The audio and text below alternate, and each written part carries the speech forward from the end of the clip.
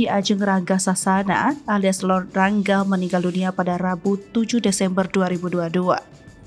Sebelum meninggal, Lord Rangga sempat menyampaikan pesan terakhir untuk calon Panglima TNI Laksamana Yudo Margono. Saat itu, ia mengucapkan selamat atas terpilihnya Laksamana Yudo Margono menjadi calon Panglima TNI. Ia juga meninggalkan pesan khusus. Ingat saudaraku @yudo_margono88, selesaikan sengketa di Pulau Pasir dengan Australia dan ancaman di Natuna Utara adalah tugas yang tidak mudah.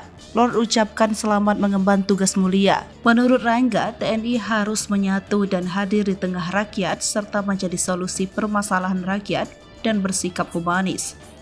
Sebelumnya, kabar Lord Rangga meninggal dikonfirmasi oleh salah seorang kerabatnya di Brebes.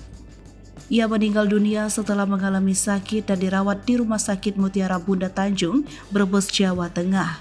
Sosok Rangga Sasana dikenal karena sempat menghebohkan publik setelah pengakuannya terhadap eksistensi Sunda Empire. Ia kerap muncul di publik dengan mengenakan seragam militer dan menggunakan baret.